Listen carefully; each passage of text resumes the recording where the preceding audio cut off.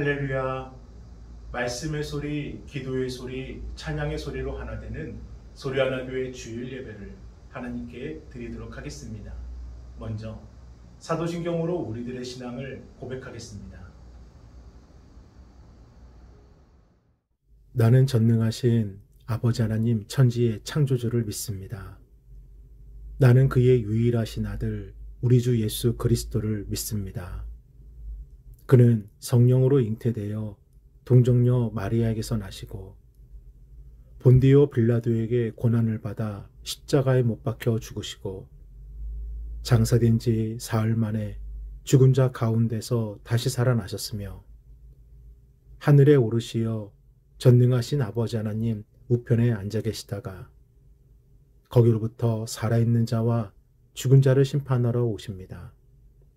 나는 성령을 믿으며 거룩한 공교회와 성도의 교제와 죄를 용서받는 것과 몸의 부활과 영생을 믿습니다.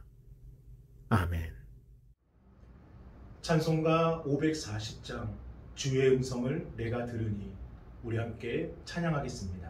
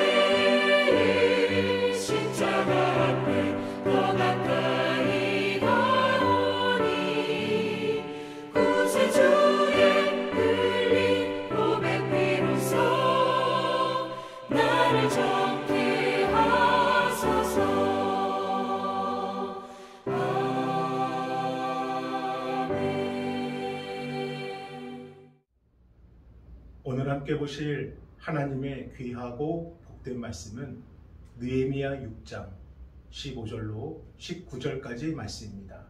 우리 함께 봉독하겠습니다. 성벽 역사가 52일 만인 엘루럴 25일에 끝나매 우리의 모든 대적과 주위에 있는 이방 족속들이 이를 듣고 다 두려워하여 크게 낙담하였으니 그들이 우리 하나님께서 이 역사를 이루신 것을 알미니라. 또한 그때 유다의 귀족들이 여러 번 도비아에게 편지하였고 도비아의 편지도 그들에게 이르렀으니 도비아는 아라의 아들 스가냐의 사위가 되었고 도비아의 아들 여호하난도 베레기야의 아들 무슬람의 딸을 아내로 맞이하였으므로 유다에서 그와 동맹한 자가 많음이라. 그들이 도비아의 선행을 내 앞에 말하고 또 내 말도 그에게 전하매 도비아가 내게 편지하여 나를 두렵게 하고자 하였느니라. 할렐루야. 오늘도 영상으로 예배하시는 여러분에게 하나님 우리 아버지와 주 예수 그리스도의 은혜와 평강이 임하여지길 주님의 이름으로 축복합니다. 자연에는 사자, 곰, 코끼리처럼 자체적으로 강한 힘이 있어서 주변을 지배하며 살아가는 생물체들도 있지만 밟으면 밟힐 수밖에 없는 나약하고 힘없고 보잘것없어 보이는 동물과 생물체들도 있습니다. 개미, 지렁이, 나비 이런 생물체들이 힘이 있으면 얼마나 힘이 있겠습니까? 그런데 이 약한 생물체들이 그 약함 때문에 사라지고 멸종된 것이 아니라 여전히 지구상에 생존하며 오늘도 우리와 함께 공존하고 있습니다.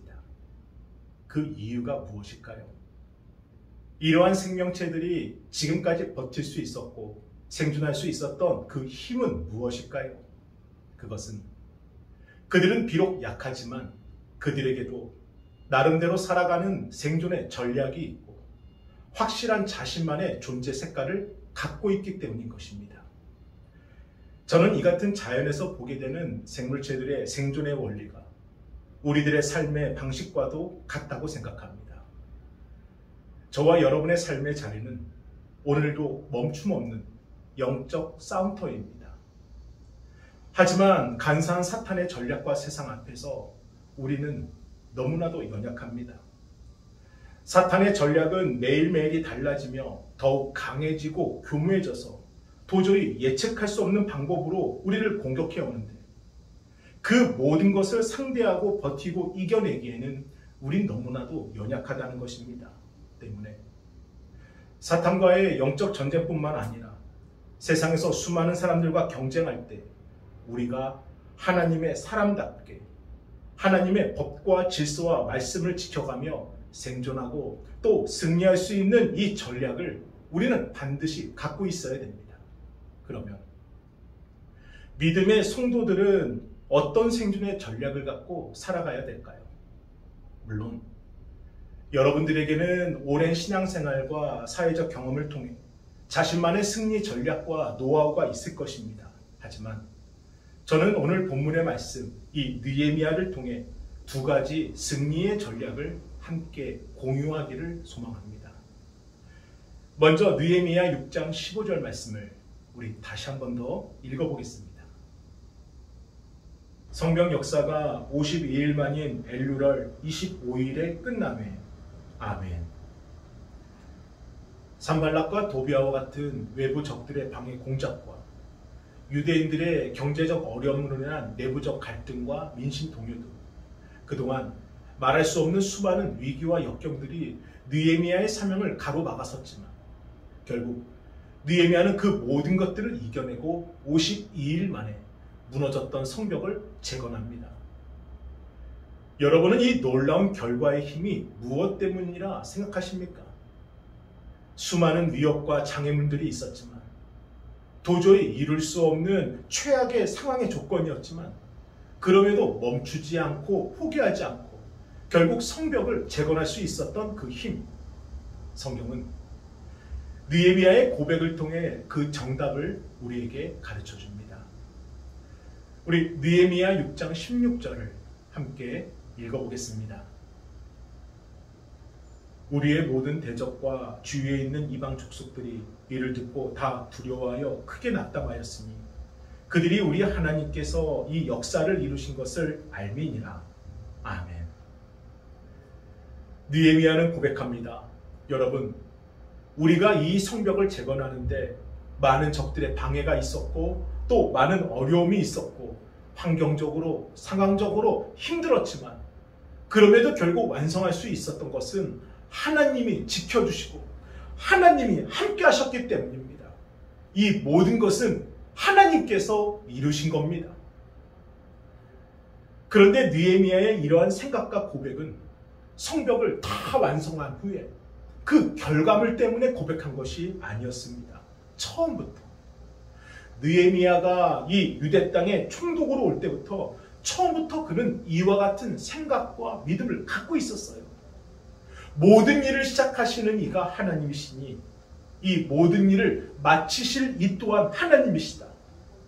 하나님께서 시작하신 일 반드시 하나님께서 완성시켜 주신다.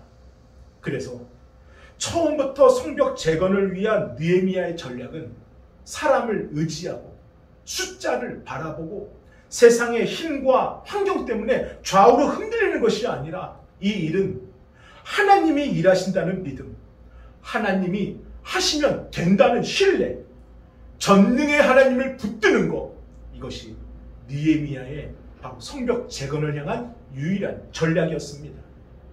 그렇기 때문에 누가 뭐라 하든, 어떤 누가 방해를 하든, 어떤 어려움이 있어도 처음부터 마지막 그 순간까지 느헤미야가 바라보고 붙든 것은 하나님을 향한 믿음, 이 한 가지뿐이었고, 이것이 52일 만에 성벽 재건이라는 과업을 완성하고 승리자가 될 수 있었던 길이었습니다.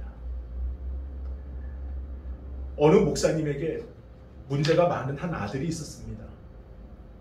그는 항상 술과 마약에 찌든 채 아버지가 전하는 복음은 거짓말이라 말하며 이 세상에 하나님은 없다 떠들며 다녔습니다.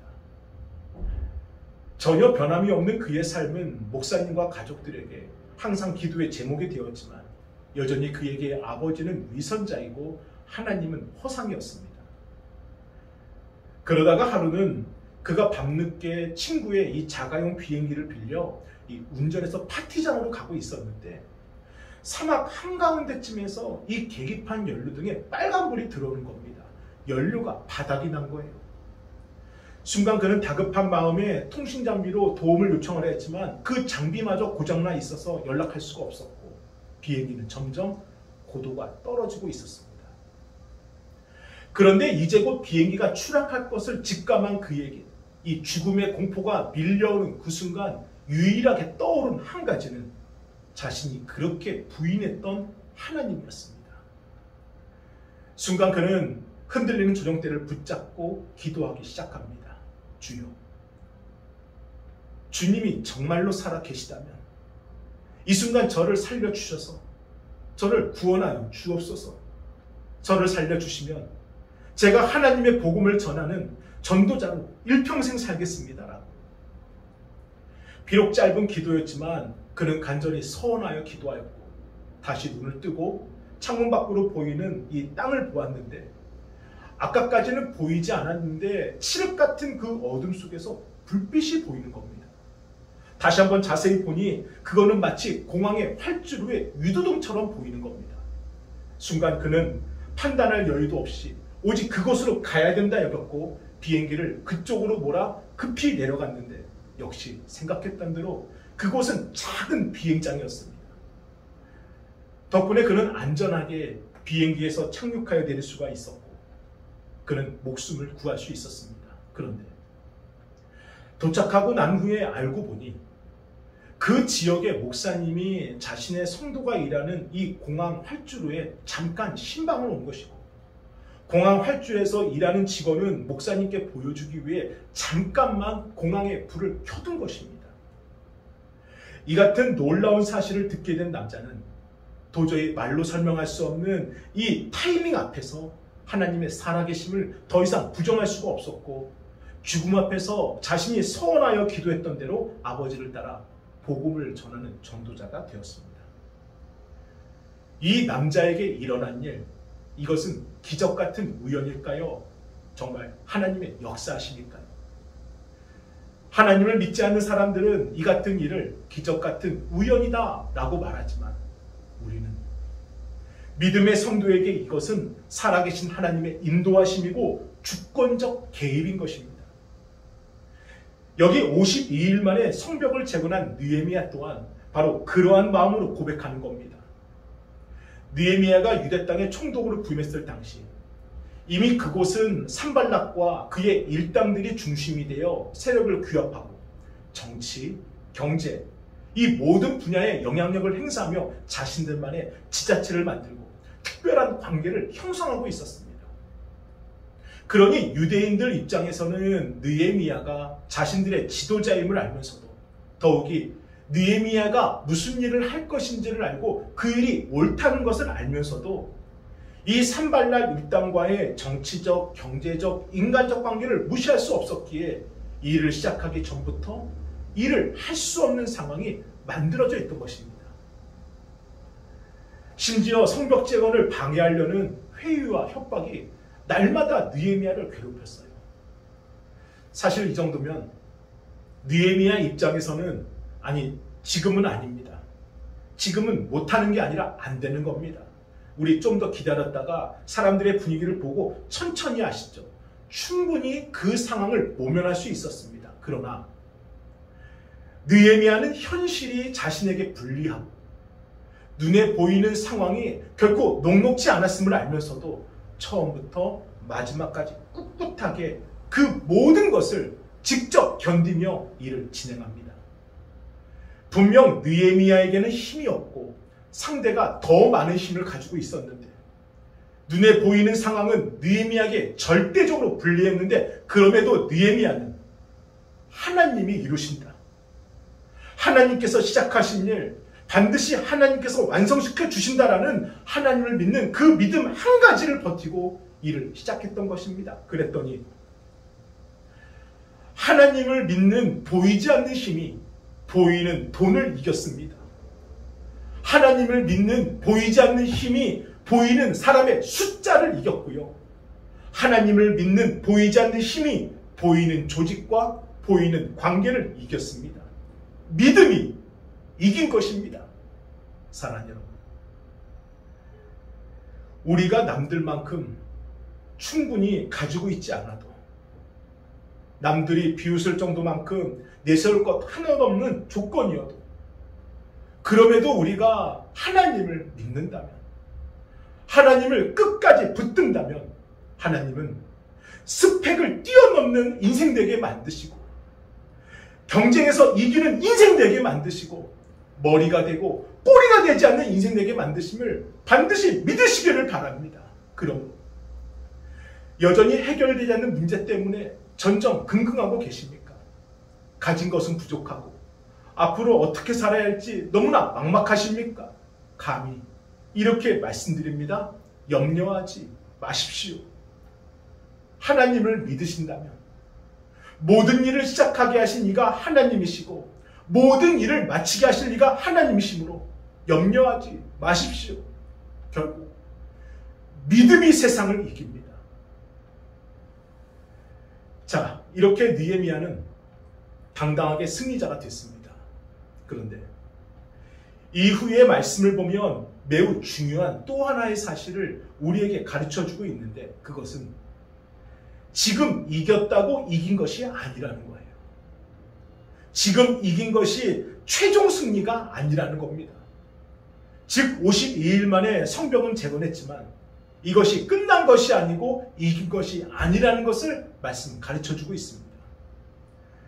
지금까지 성벽 재건을 방해하고 온갖 악한 술수를 부렸던 이 산발락과 도비야 일당들은 성벽이 재건된 것을 보고 이전보다 더 악랄한 음모를 꾀하게 됩니다. 우리 느헤미야 6장 18절로 19절을 함께 읽어보겠습니다. 도비야는 아라의 아들 스가냐의 사위가 되었고 도비야의 아들 여호하난도 베라가의 아들 무슬람의 딸을 아내로 맞이하였으므로 유다에서 그와 동맹하는 자가 많음이라. 그들이 도비야의 선행을 내 앞에 말하고 또 내 말도 그에게 전하매 도비야가 내게 편지하여 나를 두렵게 하고자 하였느니라. 아멘. 느헤미야의 성벽 재건을 방해했던 또 반대했던 대표적인 두 사람 산발락과 도비야. 그 중에 이 도비아가 스가냐의 사위가 되었다는 것인데, 스가냐는 어떤 사람일까요? 이 성벽을 재건하려면 많은 사람들을 모아야 되지 않습니까? 그러니 그들을 모으고 통솔하고 지휘하는 그들의 지도자가 필요했는데, 당시 유대 사회에서 그 정도의 역량이 있고 이 공사를 책임질 만한 힘과 재능이 있는 사람이 바로 이 스가냐였습니다. 그러니 스가냐는 당시 유대인들에게 이 상당한 영향력을 끼치던 인물이었는데, 그것 때문에 이 도비아가 의도적으로 접근해 그 스가냐의 딸과 결혼을 한 겁니다. 이 스가냐를 이용하기 위해서입니다. 근데 이뿐이 아닙니다. 이번에는 자신의 아들을 누구의 딸과? 무술람의 딸과 결혼을 시키게 되는데, 이 무술람 역시 이 스가냐처럼 성벽 재건 공사 때 이 유대인들을 이끌었던 지도자 중에 한 사람이었습니다. 이처럼 도비아는 이제 자신의 힘으로는 느헤미야를 어찌할 수 없으니 유대 사회에서 영향력을 행사할 수 있는 거물급 지도자 2명과 관계를 맺은 겁니다. 한 사람은 장인으로, 한 사람은 사돈으로. 그러면서 19절 말씀에 뭐랍니까? 나를 두렵게 하고자 하였느니라. 계속해서 느헤미야를 괴롭게 만드는 겁니다. 사랑하는 여러분, 끝난 게 아니었습니다. 성벽만 재건하면 이 모든 싸움이 끝나고 이긴 것이 시작할 수 있었는데, 여전히 악의 세력들은 호시탐탐 느헤미야의 약점을 누리고 있었고, 작은 빈틈이라도 보이면 언제든지 느헤미야를 무너뜨리고 이 재건된 성벽을 다시 무너뜨리기 위해 그들은 여전히 계략을 꾸미고 있었다는 겁니다. 여기서 오늘 말씀이 우리에게 주는 두 번째 가르침이 있습니다. 우리가 정말 세상에서 이기는 그리스도인이 되기 위해서는 오늘 내가 정말 잘 되고 오늘 나에게 문제가 없다고 해서 내일도 그렇게 당연하게 아무 일이 없을 거라 방심하면 안 된다는 겁니다. 결코 오늘이 우리 인생의 끝이 아니라는 거예요.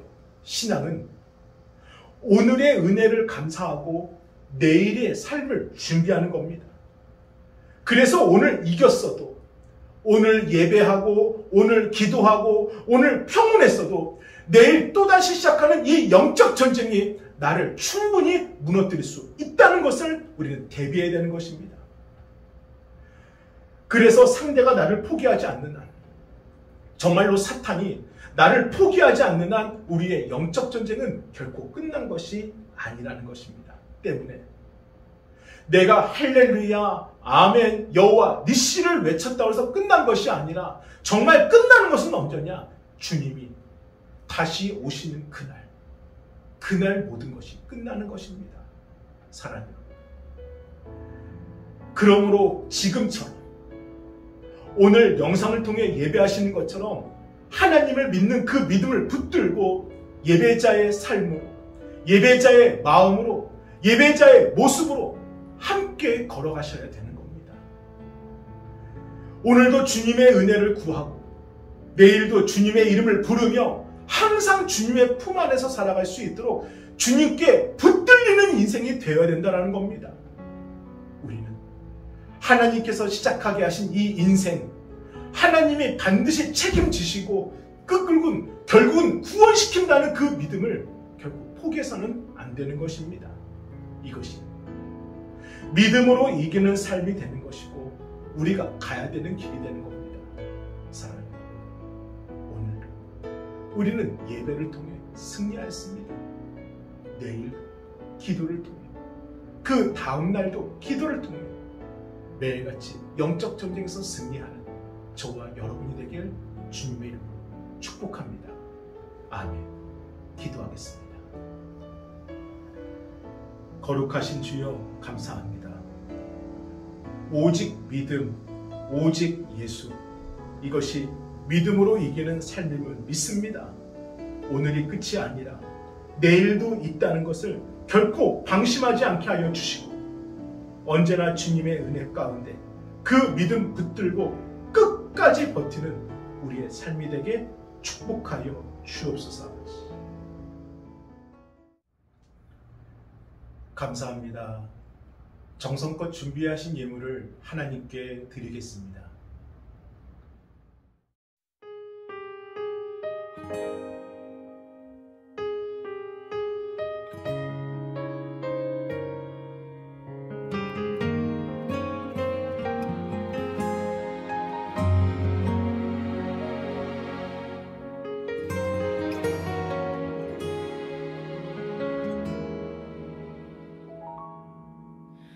주님, 제 마음이 너무 둔해서 주님을 볼 수 없습니다.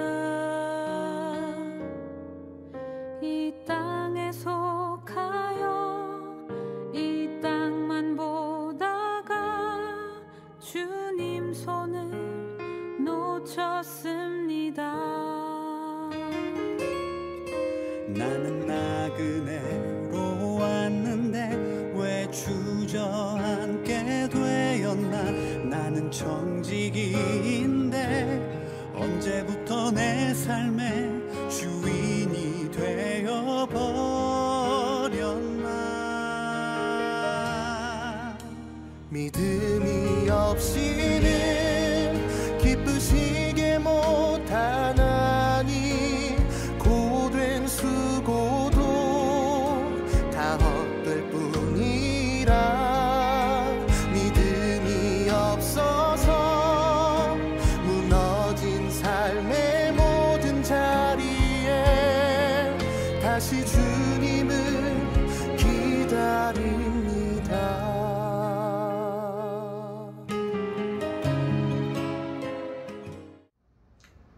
축도로 예배를 마치겠습니다. 이제는 우리 주 예수 그리스도의 은혜와 하나님의 그 크신 사랑하심과 성령님의 감화감동 역사하심이 각 가정에서 영상을 통해 예배하시는 우리 성도들 위해 이제로부터 영원토록 함께 하시길 간절히 축원하옵나이다. 아멘.